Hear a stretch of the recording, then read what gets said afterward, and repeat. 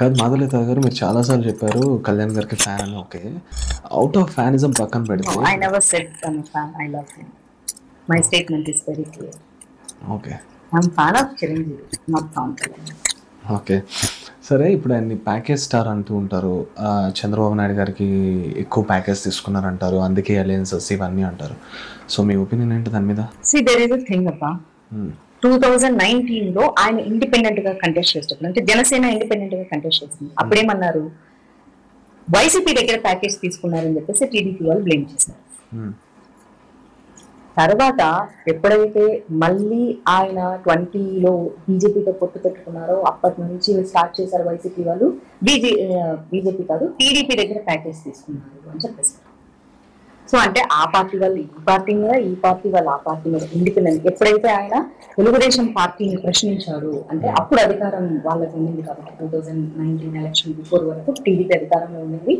ఈయన ఏదైతే ప్రజలకు సంక్షేమ పథకాలు అందాలి అనుకున్నాడో, అభివృద్ధి పనులు జరగాలనుకున్నాడో అవి 100% జరగకపోవడంతో ఆయన నిరాశకు గురి అయిపోయేసి వాళ్ళతో ఉన్న పొత్తు నుంచి బయటకు వచ్చేసారు. ఇంతకుముందు ఆయన కూడా సపోర్టివ్ గా ఉంది టీడీపీకి. ఎప్పుడైతే చంద్రబాబు నాయుడు ప్రశ్నించడం మొదలు పెట్టారో అప్పుడు టీడీపీ వాళ్ళందరూ ఏం చేశారు, వైసీపీ వాళ్ళ దగ్గర ప్యాకేజ్ తీసుకున్నారు, అందుకే ఇలా మాట్లాడుతున్నారు. తర్వాత వైసీపీని ఎప్పుడైతే అధికారంలోకి వచ్చాక ప్రశ్నించడం మొదలు పెట్టారో టీడీపీ వాళ్ళ దగ్గర ప్యాకేజ్ తీసుకున్నారు అంటున్నారు. అంటే ఒకళ్ళకొకరు పార్టీల మీద బ్లేమ్స్ చేసుకుంటూ పవన్ కళ్యాణ్ టార్గెట్ చేశారు తప్ప నిజంగా పవన్ కళ్యాణ్ ప్యాకేజీలే తీసుకోవాలంటే ప్యాకేజీని తీసుకుని ఈ పార్టీకి హ్యాపీగా ఉండేవాళ్ళు కదా, ఏదో ఒక ఆయన పార్టీని విలీనం చేసేసి. బట్ వెన్ హీ వాజ్ ఆయన స్టార్ట్ చేసినప్పుడు ఆయన చెప్పాడు, నాది 25 సంవత్సరాల ప్రణాళిక అని చెప్పాడు. 25 సంవత్సరాలు నేను నా పార్టీని అభివృద్ధి చేయడానికి, ప్రజలకి అభివృద్ధి పథకాలు అందించే ప్రయత్నంలో నాకు అధికారం వచ్చినా నాకు అధికారం రాకపోయినా నేను ప్రశ్నిస్తూనే ఉంటాను. అధికారంలో ఉంటే మీకు మంచి చేయడానికి ప్రయత్నం చేస్తాను, అధికారంలో రాకపోతే నేను అపోజిషన్ ని ప్రశ్నించే ప్రయత్నం చేస్తాను అన్నారు. అదే చేస్తున్నాడు కదా. ఈ 5 ఏళ్లలో గెలిచిన పార్టీ ఎంత తెలిసింది, ఎంత ప్రశ్నించింది, అపోజిషన్ లో ఉన్న వాళ్ళు ఎంత ప్రశ్నించారు, అసలు ఒక సీట్ వచ్చి అది కూడా వైసీపీలో కలిసిపోతే ఒక్క సీటు కూడా లేకుండా కూడా 5 సంవత్సరాల నుంచి ఆయన ప్రశ్నిస్తూనే ఉన్నాడా లేదు? ప్రతి దాని మీద ప్రశ్నిస్తూనే ఉన్నాడు, స్పందన తీసుకుంటూనే ఉన్నాడు, ప్రజల మధ్యకి వెళ్ళాడు, వరాహి పెట్టాడు, యాత్రలు చేశాడు. ఎవరు చేశారు? వేరే వాళ్ళు ఎవరు చేయలేదు కదా. సో పవన్ కళ్యాణ్ మీద ఎంతసేపు వచ్చేసి భార్యల గురించి, కుటుంబము, వాళ్ళ తల్లిని, ఇది వీళ్ళ పర్సనల్ ఎజెండాల కోసం పవన్ కళ్యాణ్ పర్సనల్ గా అంటే ఆయన మీద ఒక అవినీతి చూపించడానికి లేదు, ఒక అక్రమం చూపించడానికి లేదు, ఒక ల్యాండ్ మాఫియా చూపించడానికి లేదు, ఒక ఇసుక మాఫియా చూపించడానికి లేదు, ఒక సెటిల్మెంట్స్ చూపించడానికి లేదు, ఆయనకు చూపించడానికి ఏమీ లేదు. నువ్వు పలానా చోట వీళ్ళ దగ్గర ఎంత తీసుకున్నావు, ప్యాకేజ్ ప్యాకేజ్ ప్యాకేజ్ ప్యాకేజ్ అన్నారు. మరి అధికారంలో 5 సంవత్సరాలు ఉన్న వైసీపీ ఎందుకు ఆ ప్యాకేజ్ ఎంత తీసుకుంది, ఎవరి దగ్గర తీసుకుంది అన్నది ఈ రోజు వరకు ఎందుకు చూపించలేకపోయారు? అధికారంలో ఉన్న పార్టీ తలుచుకుంటే ఎక్కడి నుంచి ఆయన ఫోన్ ట్యాపింగ్ చేసి తీసుకోవచ్చు, లేకపోతే మనీ ట్రాన్స్ఫర్ ఎక్కడో చోట జరుగుతుంది కదా, ల్యాండ్ అలాట్ చేయటము, లేకపోతే క్యాష్ అలాట్ చేయటము, లేకపోతే ఇంకోటి ఏదో అంటారు కదా, ఆ 10 రూపాయలు 100 రూపాయలు నోట్లు ఇచ్చేసి దాన్ని ఏదో అంటారు కదా, డబ్బులు, అదే మాఫియా సంథింగ్ ఏదో అంటారు కదా. నాకు కూడా వర్డ్ పర్టికులర్ గా గుర్తు రావట్లేదు. మాల్ లాంటిది, అలాంటివి తీసుకోవడము ఎక్కడో చోట పట్టుకోవాలి కదా, అది ఎందుకు పట్టుకోలేకపోయారు? సో అంటే అలిగేషన్స్ చేయడం ఆ పార్టీ వాళ్ళు ఈ పార్టీ మీద, ఈ పార్టీ వాళ్ళు ఆ పార్టీ మీద అని అన్న మీద పవన్ కళ్యాణ్ గారు అభివృద్ధి పరంగా ఏం చేయాలనుకున్నారో అది ప్రజలకు అందే పక్షంగా ఆయన ప్రశ్నించాలనుకున్నారు, ప్రశ్నిస్తూనే ఉన్నారు. ఎండ్ ఆఫ్ ద డే ఆయన ప్రజల పక్షంలో నిలబడాలనుకున్నారు. ఆయనకు డబ్బే కావాలంటే హ్యాపీగా సినిమాలు చేసుకోవచ్చు, అసలు దాని గురించి ప్రశ్నించే అక్కర్లేదు, బ్రాండింగ్స్ చేసుకోవచ్చు, కోట్లు డబ్బులు వస్తాయి. సరే ప్యాకేజీలే తీసుకుందాం అనుకుంటే ఎంతమంది దగ్గర ఎన్ని ప్యాకేజీలు అయినా తీసుకోవచ్చు, పార్టీ ఫండ్ అని తీసుకోవచ్చు, ఇంకా రకరకాలు తీసుకొని హ్యాపీగా సెటిల్ అయిపోయి మంచిగా ఏసీలో తిరుగుతూ ఏసీ కార్లు వేసుకొని బిందాస్ గా రాజా ఆయన కిట్లున్నా పట్లున్నా అభిమానులని వాళ్ళు పక్కకు పోరు. కొంతమంది చరిస్మాతోనే పుడతారు, పుట్టడమే అట్లా పుడతారు, వాళ్ళకి అదృష్టం రాసి ఉంటది, దాన్ని ఎవ్వడూ ఆపలేడు. మోడీ గారిని ఎంతమంది విమర్శించినా ఆయన చరిష్మా పోదు, పవన్ కళ్యాణ్ గారిని ఎంతమంది విమర్శించినా పావలగాడన్నా పావుగాడన్నా, లేకపోతే 3 పెళ్లిళ్ళు చేసుకున్నాడన్నా, 4 సంబంధాలు ఉన్నాయన్నా, 4 పెళ్లి చేసినా, జగన్ ని 4 పెళ్ళామని చేసినా, ఏం చేసినా సరే ఆయన చరిష్మా ముందు ఎవ్వరూ పనికిరారు. ఆయన కాలి గోటిని, అంతే కదా మరి, ఆయన కాలి గోటిని తాకడానికి సరిపోనోళ్ళే ఆయన పావలగాడు అంటారు. చిరంజీవి లేకపోతే ఆయనకు విలువ లేదంటే చిరంజీవి తమ్ముడు కాబట్టి ఆయనకి ఇంట్రడక్షన్ దొరికిందేమో కానీ ప్రజల్లో విలువ ఏం రాలేదు. ఆయన విలువ సంపాదించుకున్నది, కష్టపడకపోతే ఎవరికి విలువలు రావు, లాంచింగ్ మాత్రమే వస్తుంది అంతే. ఆయన స్వయంగా సంపాదించుకున్న క్రెడిబిలిటీ అది.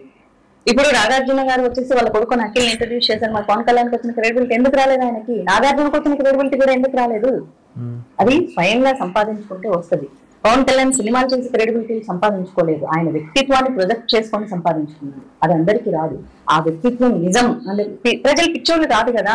ఒకడు ఏదో చెప్తే కహానీలు చెప్తే కహానీలకు వెర్రి గొర్రెలాగా వెనకాల వెళ్ళిపోవడానికి ఏ కహానీలు చెప్తాడు? నీకు అభివృద్ధి చేస్తానని చెప్పలేదా? చేస్తానని చెప్పి చేయకుండా ఆపేశాడా? ఆయనకు అధికారం వస్తే కదా. సరే, ఆయన అధికారం ఆశపడుతున్నాడప్ప. ఆశపడేది ఎందుకు? నీకు ఏదో చేయడానికి కదా. ఉన్న ప్రభుత్వాలు వాళ్ళ పరిధిలో ఎంత చేయగలరో తెలిసి నీకు చేయలేకపోతున్నందుకు ప్రశ్నించాడు కాబట్టి ఆయన ప్యాకేజ్ స్టార్ అంటున్నారు. సరే, ప్యాకేజ్ స్టార్ అంటున్నారు కదా, చూపించండి సాక్ష్యాలు మీ చేతుల్లో ఉంటాయి. Simple thing. ఆయన అభివృద్ధి కోరుకున్నాడు కాబట్టి అలయన్స్ అంటే ఆయన తగ్గించుకొని ఆయన ఉన్నటువంటి చరిష్మాన్ అవ్వచ్చు, పేరు అవ్వచ్చు, క్రెడిబిలిటీ అవ్వచ్చు, ఇంకోటి అవ్వచ్చు అన్నింటినీ నిజం చెప్పాలంటే 2 పార్టీల దగ్గర బీజేపీ టీడీపీ దగ్గర తలదించి వైసీపీ అన్ని రకాల మాటలు అంటున్నా సరే ఏం పర్వాలేదు, ప్రజల మంచి కోసమని తగ్గి అలయన్స్కి వెళ్ళారు. అభివృద్ధి కోసమే కదా, మంచి పని కోసం 4 అడుగులు ఎక్కడ నెగ్గాల కాదు, ఎక్కడ తగ్గాల తెలిసిన పవన్ కళ్యాణ్. కానీ ఒక్క విషయం ఇక్కడ ఏంటంటే ఆల్మోస్ట్ 10 years అయిపోయింది.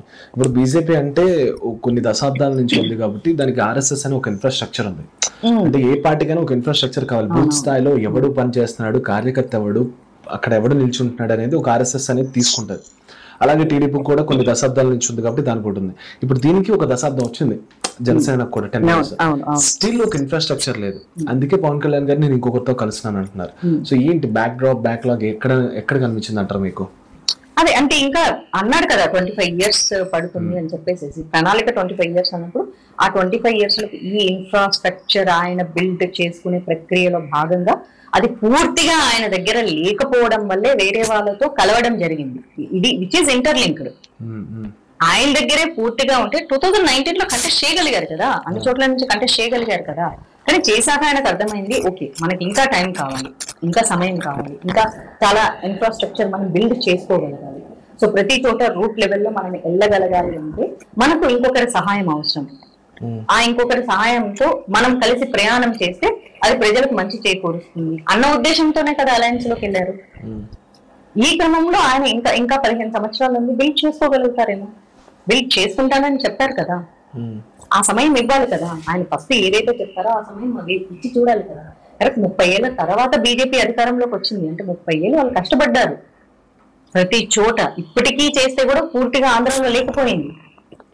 ఇంకా 10 సంవత్సరాల నుంచి మోదీ గారు అధికారంలో సెంట్రల్లో ఉన్నప్పటికీ కూడా పూర్తి స్థాయిలో బూత్ లెవెల్ కార్యకర్తల దగ్గర నుంచి అందరూ ఉన్నారు ఆంధ్రలో కూడా బీజేపీకి.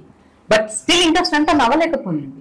సో ఒక 10 ఏళ్ల క్రితం వచ్చింది. ఆ 10 ఏళ్ల క్రితంలో కూడా ఆయన ఇండిపెండెంట్ గా కాకుండా ఇంతకు టీడీపీకి బీజేపీకి సపోర్ట్ చేయడం జరిగింది 2014 లో. తర్వాత 2019 లో ఆయన ఇండిపెండెంట్ గా కంటెస్ట్ చేశారు. చేసిన తర్వాత మళ్ళీ ఆయన స్ట్రెంత్ ని ఆయన రీకలెక్ట్ చేసుకుంటున్నారు, ఎక్కడెక్కడ మిస్టేక్స్ జరిగినాయి మళ్ళీ చూసుకుంటున్నారు. సరే, మళ్ళీ 2024కి ఓకే ఇది నేను ఒక్కనే వెళ్తే అవ్వదు, మరి కొంతమందితో కలిసి ముందుకు వెళ్తే తప్ప ప్రస్తుతం ఉన్న ప్రభుత్వాన్ని ఓడగొట్టి ప్రజలకి ఏవైతే కష్టాలు పడుతున్నాయో వాటి నుంచి ఫస్ట్ మనం దూరం చేసి అభివృద్ధి పథకాలకు దగ్గరగా ప్రజల్ని తీసుకెళ్ళాలి, వాళ్ళకి అందేలా చూసుకోవాలి. ఏదైతే మనకి ఇన్ఫ్రాస్ట్రక్చర్ పార్టీకే కాదు రాష్ట్రానికి కూడా అవసరం అనుకున్నాడు కాబట్టి హీ ఫార్వర్డ్ కదా. సో అందులో కూడా మనం మంచి అర్థం చేసుకోవాలి. Hi, this is Dimple Hayati. Please subscribe to India Glitz Telugu. Hi, నేను మీ రవివర్మ. సబ్స్క్రైబ్ చేయండి India glitz Telugu. Hi, this is Adi Sai Kumar. Subscribe to India Glitz Telugu.